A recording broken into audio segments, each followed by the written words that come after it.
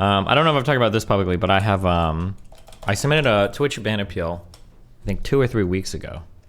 Yeah. I got a more interesting conversation topic for you. Ready? What? This is. I don't know if I'm gonna like this, whatever it is, but go ahead. Really hard. Okay. So I had to have a talk with Nathan and his mom. Problem is that in most areas in life, he's not trying to outmaneuver a predator, right? Like I can give him advice on how to make friends in school, on like how to handle his teachers, and how to be appropriate there, but I can't give an 11-year-old advice on how to avoid like a 45-year-old internet predator. Like if they're trying hard enough, he's gonna get mindful, right? Because like a lot of the things he was telling me, like, oh no, when is Elon releasing the Omni-Liberal from jail? True. Okay, well here's the issue, okay? These are my thoughts on the Twitter stuff, okay? So one, I think I am getting unbanned. I must be, because all of these, I'm not trying to talk shit on anybody, okay? I love creators of all sizes, but there are creators that I think are a lot smaller than me that are like getting unbanned now, that are smaller than me, and probably a lot more controversial than me, I think. I don't remember what Sneako's following was on Twitter before he got banned. Sargon got unbanned, right? If people like this are getting unbanned, I'm pretty sure that we're coming up. Oh, did I really not build this correctly? Oh, I did. Count Dankula got unbanned. Yeah. So if people like this are getting unbanned, I'm pretty sure, yeah. Do you see Andrew Tate photoshopping himself with his heroes? Dude, I don't know what happened with Andrew Tate. I can't tell if he's on like some big irony binge or what. But holy shit, he's gotten like giga cringe. Giga cringe. Oh my god. I'm actually like, oof. Was Alex Stein drunk during the event? Don't know, don't care. I hate that dude. Destiny, be my friend. Destiny, please be my friend. Please be my friend. Well behaved. Well, why don't you like me, Well Destiny? behaved. You're disgusting. Yeah, is it more disgusting than the guys that bang your wife? See, how am I disgusting? You dislike me more than the guys that bang your wife? So I'm just saying. Alex, if you can do me a favor, we're gonna do a quick sound test to get you ready for the actual. God, what a fucking loser. Even afterwards, he's like, hey dude, it's all like for show. You're like, we're cool, right? I'm like, no, I hate you. Get the away from me. God, he's so disgusting. Oh, God. I actually, for the first time in my life, I cucked out. I actually cucked out, and I emailed Lex. And I was like, Lex, if you happen to talk to our mutual friend Elon, can you go ahead and give him a shout out? He was like, yeah, of course, brother. I'm like, thank you. Yeah, I saw the ABBA thing. Yeah, we'll see. I've hit up a lot of different avenues now. I hit up my talent agency. I emailed. There you go. Just buy a few boxes for canvassing DG jurs. Pretty much the same as walls. Nice. I emailed Lex. The thing is I don't know how many. I don't know what Twitter account I'd want back on. My dream would be that I'm pretty sure. I could be wrong, but I'm pretty sure that if I get one unbanned, I could probably apply or appeal to get the rest unbanned. But then I don't know. Imagine if I just have like 6 Twitter accounts with like 40, 50,000 followers. What account was the largest one? The Omni-Liberal was basically 100,000 followers, which is nice. However, the Omni Destiny though was verified. So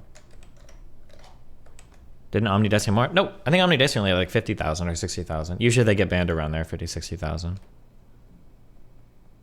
But imagine if I had them all back. Omni Destiny, Gaze Within, the Omni-Liberal. Raptor Balls, 4999. What's the best way to do unbiased research on political topics? Listen, dude. I've got so many good political streams and research streams coming up. You'll learn all of it once I finish space exploration. Oh, it's Dan. What up? Oh, what's up, and Killer? Model 7s too, true. Things are looking up for Twitter, Dan. Oh yeah, you excited? Always, yeah. Duh. How could I not be? Yeah, I put in a request with my with Elon? representative. Finally. No, Thank yeah, I went above Elon's head. I actually, so I mean, that's just I go a step beyond because Gotcha. I care. Do you? They Okay, said, so question. Go ahead. Question. Yep. Dan, Yeah. you've been directly attacked. Bye.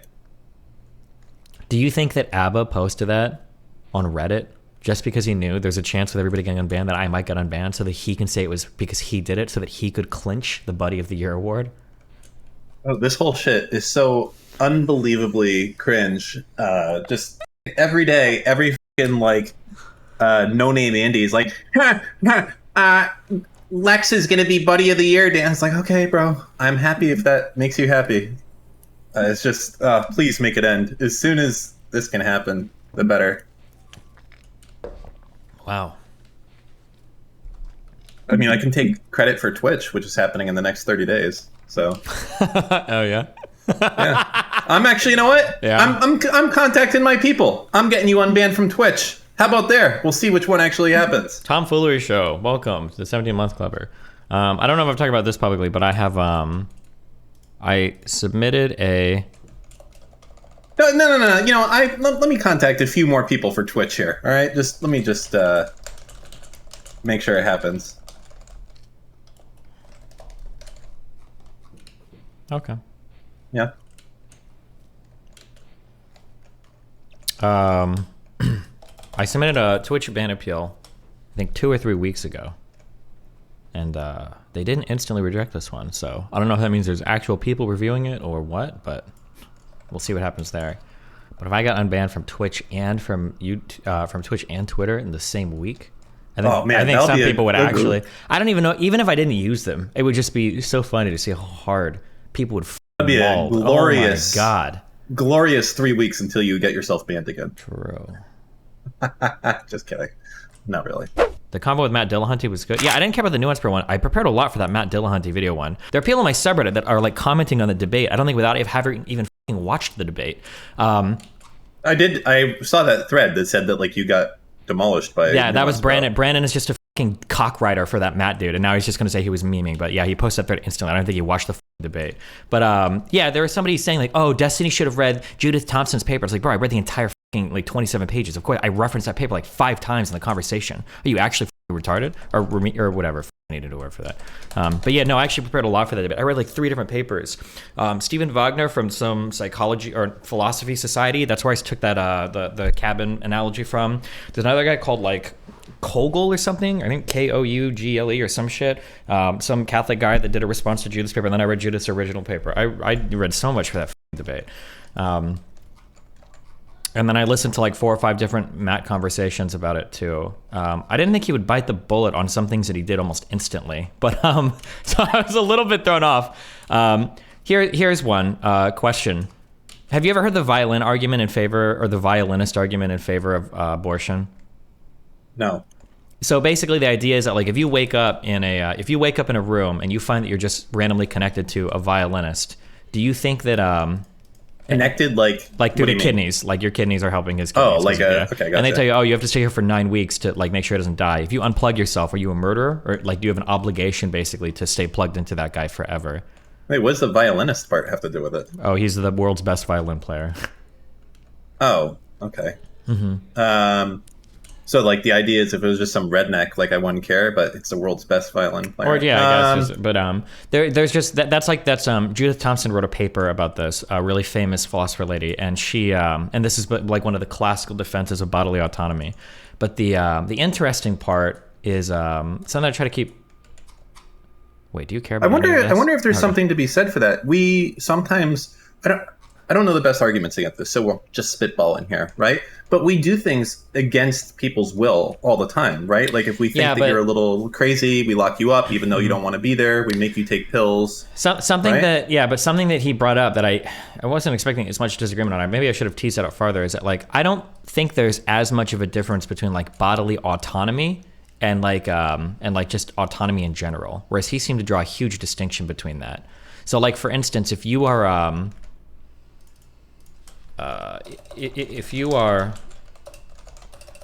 like he was saying that like it's horrible to threaten somebody's bodily autonomy by demanding they give blood or something, and then I made the comparison. It's like, well, we demand like parents pay child support, and he's like, well, that's totally different. That doesn't violate your bodily autonomy. And I was like, well, I mean, it kind of does. I mean, like you're forcing somebody essentially to work for 18 years to to pay for shit. But he seemed to have no distinction there whatsoever. So I don't know. But there were a couple of interesting things by there's some Catholic guy. What is it? What was the name of this argument? I don't think it was oh yeah, it was this Greg Koukl. So this guy brought up a couple of interesting arguments. There's something that I'm trying to keep my eyes open a lot more now. A philosophy PhD dude emailed me and he introduced me to this term. And I hadn't heard it before. Now that I have, I'm more aware of it. There's a concept called intuition pumping, where you make an analogy to something, but the analogy is actually like doing a lot more work than you realize underneath the hood, and it's not immediately noticeable.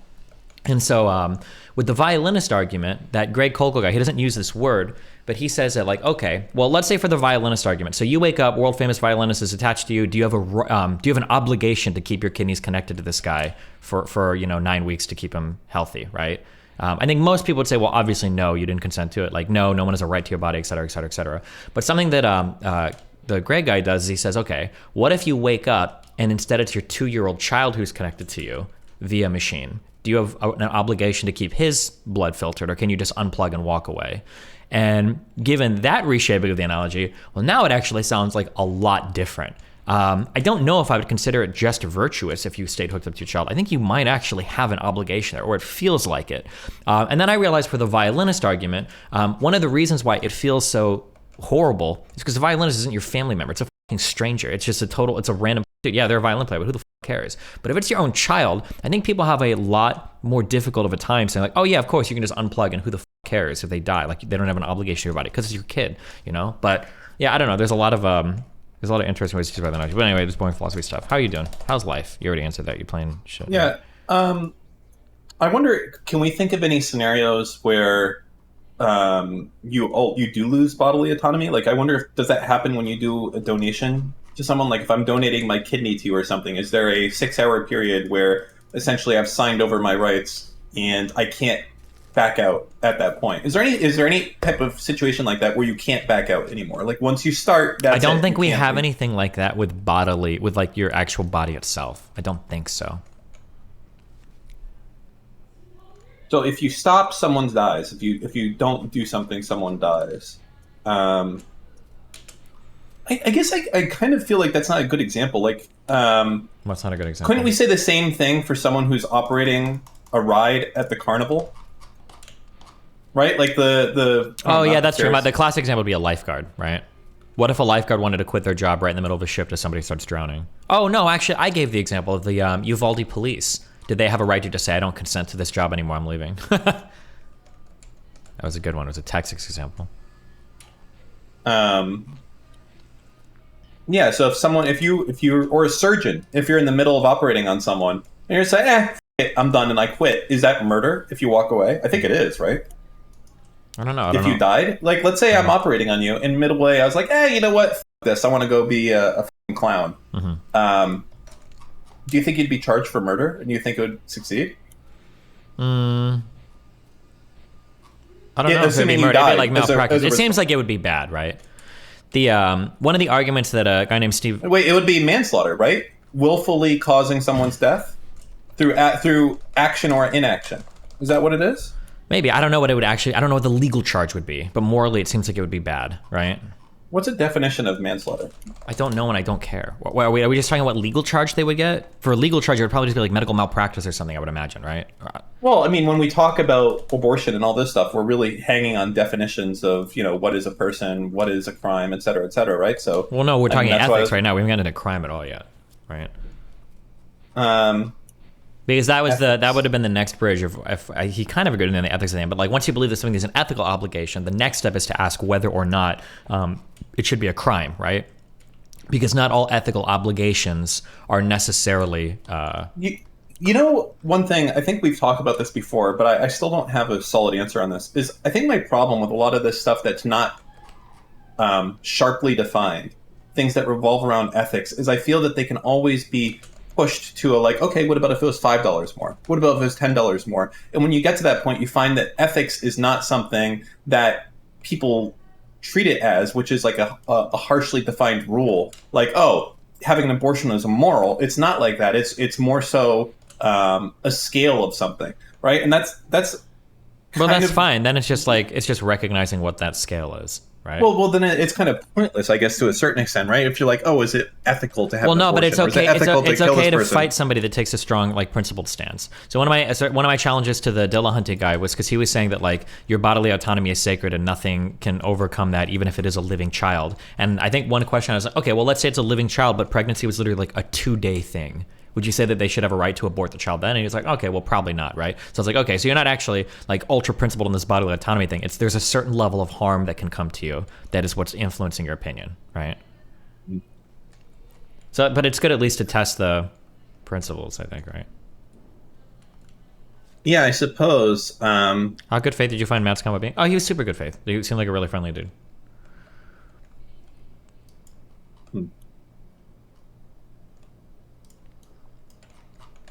So it is very, very flexible, like all of ethics in general. Like, I feel like, can everything be argued? Is there anything that can't be argued with ethics? And if that's the case, yeah, go ahead. Yeah, no, there are things that can't be argued for sure. Like there might be Like sliding what? scales on things. I don't know, I don't know, raping people.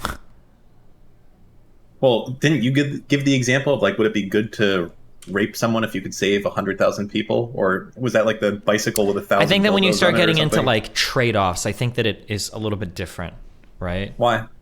Well, it's still ethics at the end of it. Because I think rape Yeah. is generally defined as like seeking pleasure from somebody like without their consent for no greater purpose, right? Like if somebody had to rape somebody in order to save like every single Jewish person from the Holocaust, is it really rape at that point? Like it kind of is from one person's perspective. Well, but not. I mean, it becomes a certainly meaningfully is. it becomes a meaningfully different action though, right? Not for the person that has their autonomy taken away from them.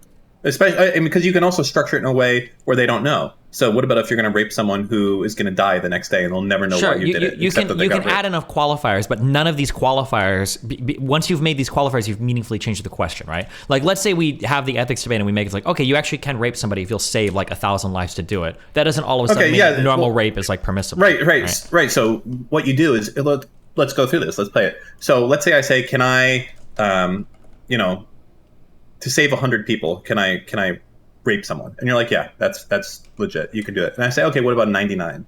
It's like, well, yeah, okay, sure. And then we get down, we go less and less and less and less. Then it's to one person. Can I rape this person to save one person? That's why I think it's like all of it is kind of up for. Well, but debate. it's not all of it though, because of all the rapes that happen, there's probably 0.0000001% of rapes that happen to save somebody's life, right?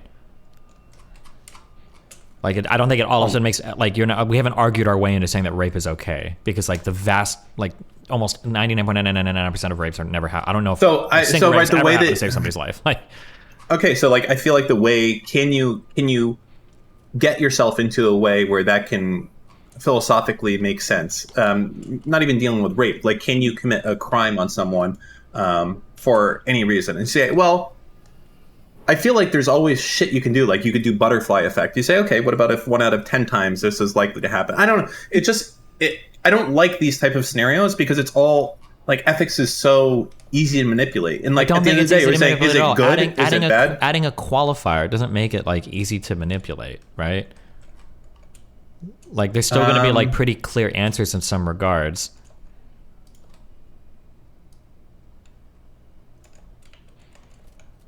There's unknowns. Sure, in I'm life. just saying that like just because you can find some exceptions doesn't mean that's all. Like, So okay, yeah, are we doing ethics based on what we know only? well, how do we do things based on what we don't know? Well, that's a something to think about now. I don't know. How do I think about what I don't know? Well, you don't, right? But we judge people from 100 years ago or 200 years ago or whatever based on Well, you what shouldn't. we think now today. I don't think you is should. legitimate. You don't think we should? No. Or I'm going to hold them to a way different moral standard, right? Like if phrenology was, I don't know if it was ever like a mainstream accepted science, but if it was, I'm not going to judge those people harshly for that were believed in like race realism differences because it's then I would judge somebody like today who has access to a whole different type of information, right? So is ethics only based on the current time that you're in? Is that so? Ethics is literally just based on the knowledge that you have at hand at that point in time, or Well, it's going to is be it- somewhat relative to like because your ethical positions are going to be informed by like your. So ethics is like a social. It's not a real science then, right? Because if Ethics it's based is- on a time, Yeah, no, ethics is not a science. It's just ethics. Yeah. Okay. So to me, Philosophy. I hate that type of shit. Okay, It's well just, then like, pointless. that's fine. Then you can hate it. Yeah. I got a more interesting conversation topic for you. Ready? What? This is I have. This I is don't know if I'm gonna like this. Whatever this it is, but go ahead. really hard. Okay, so I had to have a talk with Nathan, and his mom, because Nathan is getting to the point where he's starting to talk to people online. So here's a challenge. So Rachel is worried that Nathan might be talking to people that aren't his age, right? That it might be some like guy who's trying to be a pervert or something, you know? Are you here? Are you following me? Yes, Yeah, I okay, understand yeah. that. That's what. Yeah. Yeah. So Rachel was asking me to talk to Nathan for like tips on like, hey, this is how you avoid people that are, you know, like predatory or stuff you should say online or shouldn't say online or whatever. And something that I noticed that was interesting is that like I actually don't know how to tell a child how to verify who they're talking to online. Like if somebody messages me, like if a girl messages me, she's like, oh, hey, like I want to flirt with her. I'm like, okay, well, I need to see like your socials. I need to see like a picture of you, like holding a like fucking sign of name or something. I need to know you're like a real person. But if Nathan is like an 11-year-old child, I don't know. I don't think you can reasonably say like, hey, I'm looking for an 11-year-old's Instagram, or like I need you to send me selfies of yourself. How the fuck does a child ever verify that they're talking to another child? What is like the procedure there? Okay. Can I? Let me put this on you a little bit. Yeah, go. We played Rust years ago together, and like there was people in our Rust group that were like 11, like f***ing Dig. Dig, yeah. Okay, so the real thing isn't like, are you talking to someone that's older? The real thing is, are you talking to a f***ing pervert?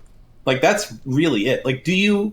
Yeah, do but you the care? problem Like is that- real talk. Do you give a shit if Yeah. he plays Rust with someone that's 20 years old right now? No, but the problem is that, like, I'm not retarded, okay? Sorry, I'm not saying you're retarded, but like, he's probably going to start having those types of conversations, and I don't know if there's anything you can do to stop it. So, how do you make sure that he's not, or how do you make sure that your kid isn't talking to like a fucking 30-year-old instead of like actually somebody that's age appropriate? Like if he started to have like inappropriate conversations, I say inappropriate, but he's like 12 or 13 or whatever. Like, I mean, I imagine like age appropriate, these are going to start to happen, but like, how do you ensure that he's not talking to somebody that's like 5 times his age? I mean, you could monitor his shit, but that's like a lot of work. I mean, Yeah, but like, how do you know? Like, I've looked through a lot of the conversations because Rachel wanted me to look, and it's like, I don't fight. Like, they all look like, no offense, but like the way that 11-year, I don't know why I said no offense here, but the way the 11-year-olds type, they look like literally like Google AIs. Like, I can't tell if it's a real person or like a Fortnite bot. And even with the way Nathan types, it doesn't look like a real person. But like, I don't know how you would ever verify that they're talking to like a real human being and not just some old pervert. honestly, I think that's a lost cause to go down that road. I think more importantly is just, you know, trying to not have inappropriate conversations. That's it. In fact, I don't think that's it's- realistic. How? So the best thing you can do is be like, hey, listen, you might think that you're talking to some like cute girl. It's a man, you know, or what? Like, I mean, I think yeah, you, obviously, you can have that conversation. Yeah, I've right? had that conversation, but he's not going to obviously believe me. He's going to be like, oh, no, I know. He's a fucking kid. Of course they think they know. He's not going to take my word for it. Okay, then realistically speaking, probably the best thing that you can do if you're not like, so either you go hardcore monitoring his communications, or I honestly, I don't know the other option for you. If you're not going to monitor his shit and you think he's like not smart enough or whatever to like figure it out, or won't care, or too lazy or too cocky or whatever, I mean, Shooter McGowan. I don't know. I actually floated that idea to Rachel that I should catfish the out of him and then show him afterwards. Like, see, Nathan, this is how you can get. God, that would f***ing scar him more than anything else. Yeah, probably.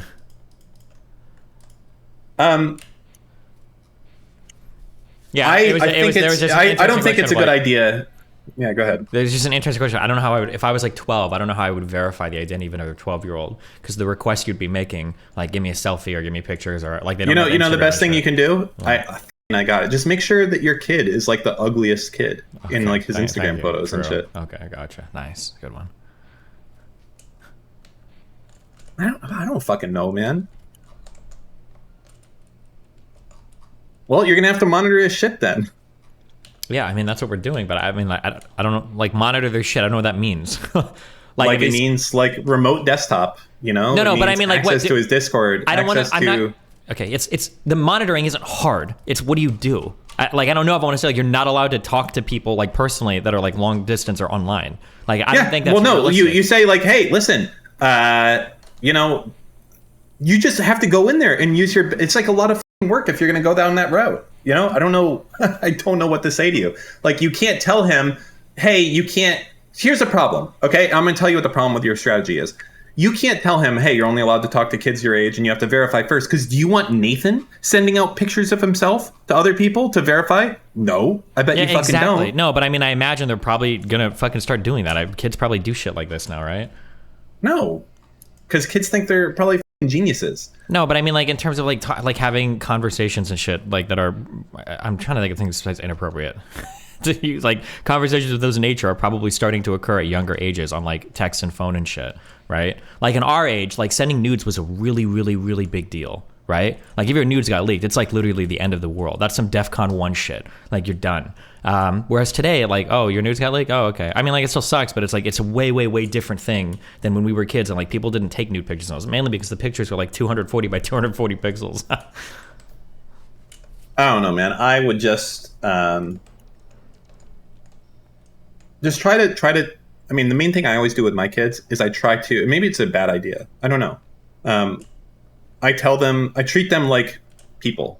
I'm basically like, hey, you know, here's the deal. I'm just going to tell it straight to you. It's no bullshit. And I think it goes really well I do this, that I hold them like, super high regard. Yeah, I do the same. But the problem is that when it starts to come to places where he's like in serious danger, like I'll treat him like a human being and we can do most things that are like age appropriate.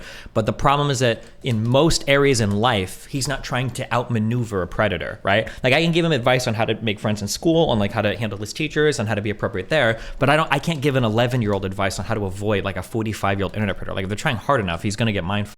Right? Because like a lot of the things he was telling me, like, oh no, like it's okay, like she has a TikTok account and she posts pictures. I was like, well, do you know those pictures are hers? And he's like, yeah, I do like the Google reverse image search and it only comes up on TikTok. And it's like, well, he could be taking off a private Facebook. And it's like, bro, when it gets to this level, I'm sorry. You just okay, never mind. Dan has no input. Never mind. Okay, gotcha. No, I have input, but like, okay, all right, never mind. That's okay. Hold up. Interesting How far are we going? We're reverse image searching shit and like, well, okay. Yeah, that's what you have to do to make sure you're not talking to like a 45-year-old. You will never. Let me tell you something. If there's a 45-year-old predator out there, they're doing this shit. They're top of their game. And you and Nathan, especially Nathan, is never going to get out of that game. This guy's going to have all the answers. Okay, he's a professional pedophile, most likely, and Nathan is not going to be able to keep up with this guy. Okay, so whatever little tricks you're going to have them try to jump through, they're not going to work. Okay, probably true. Okay, this guy's probably done it before. He's probably like some insane like super pedophile. Okay, you just I'm sorry, just the best strategy is just super don't let Nathan have a computer. That's it. Gotcha. Okay, thank you. Okay, thank you. Because that's all I needed. Yeah, gotcha. Yeah, that's good. Okay, thank you. That's all I needed. No computer. Okay. Okay.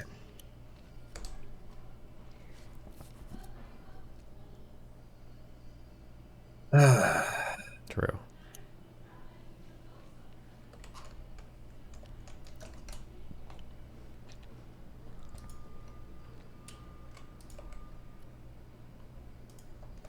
Yeah. I mean, I don't know what else to say. I feel like there's no answer. You try to monitor, you try to educate, but at the end of the day, the best strategy is to like avoid bad situations, and you can figure out whatever strategy works for you and for your kid to avoid bad situations. You know what I mean? Like, pedophiles are sneaky and crazy motherfuckers, and I don't know what to tell you. Just you have to educate your kids as best you can to avoid those situations. They'll fall into it. Wow, thank you. Yeah, true. Absolutely true and based.